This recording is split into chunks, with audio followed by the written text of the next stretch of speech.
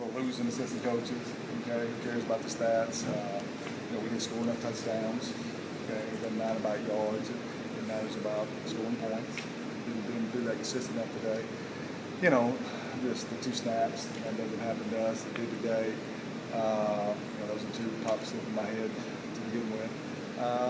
They were kind of bend but don't break, so give them credit for that. And defensively, you can't give up those big plays. You can't give up the passes. Got to bottom up, come out of some runs. So just give them credit. We didn't play well, and we lost. We got beat today. You've been awful good run defense-wise. In the second half of the day, I think you gave up 150 to him. I think he had about 140, 150 of his in the second half. What happened there?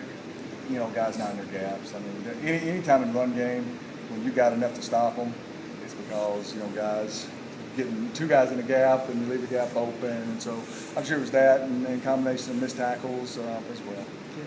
The 2 snaps, center's fault. Yeah, I mean, he's been a great player here. Started for 4 years, played over 3,000 snaps, and just picked a bad time to have a poor snap. Nobody feels worse about it than he does.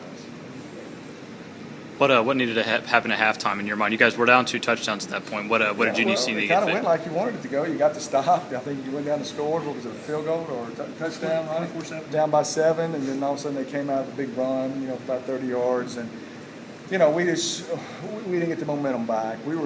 I just felt like the whole day we were rushing things. And, a lot of that is, they coached well and they played good. And, we just couldn't ever get control of the game and make the stop or make the play today. And you can't be good teams doing that.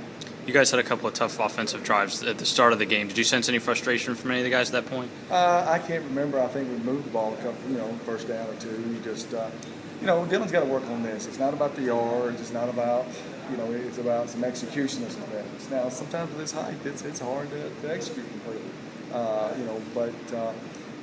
That offense is good from 20 to 20. Now we got to make some plays, inside the red zone to get touchdowns. As the fact he can extend plays with his feet, is that sometimes a detriment to him because he doesn't have that internal clock of 1, 2, 3, 4, let's get rid of it, and tries to keep plays alive and sometimes doesn't make good plays? Well, yeah, it can hurt you. I think more, height is an issue. Okay, because when you're asking a guy to be a pocket passer sometimes, but there's trade-offs. I'll take 400-something yards, and let's just get those 2 other touchdowns that we gave. We get the ball at the 7-yard line, and we can't, we don't score a touchdown. Not going to be a good team like that. So, let's get those. There's a couple of them that got to come out faster. I thought that he missed some throws, but this is the first time we've asked him to throw it 36 times. Okay, and he's still 24 of 36. Okay. With 1 pick, so something to build off of. Now we just got to get some running game going with it. Coach, I was going to ask you about the running game. DJ's run pretty well especially the last game. What limited him today as far as just the yardage wise? Well, they gave us some looks that we wasted some plays into, and then I take the blame for that. Trying to hit 2 big plays, and should have ran the ball more. I can go back hindsight and look at that and say, should have stuck with the run a little bit more. If I could have ever got back, got tied it up or got the lead, I think I would have done that. But, coach, that's on me.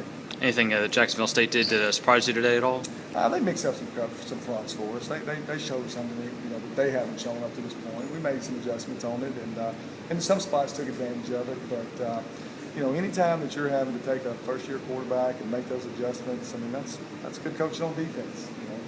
To make us show him something on the sideline he hadn't seen before, and slow him down. That's good. As long as your defense can line up correctly to it and execute it, then it's a win for you and work for him today. Jeremy went down a couple of times. Jeremy Butler, do you know what happened with him? I think he cramped up. Let's see, caught 8 catches, but he cramped up.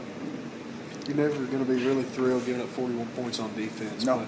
But there was several drives where you forced field goals and forced punts, but coming up with a few big plays on defense. What are some positive things that you would take out of that allowing those 41 points? There's not a lot of positive. I thought we played hard.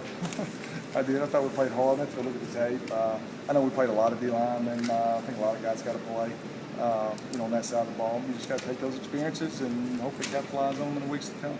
You guys have a pretty short week ahead. You've had that before, Yeah. but I don't know if you've had it in conference necessarily real recently. What's the schedule for the rest of the I week? got to go tomorrow.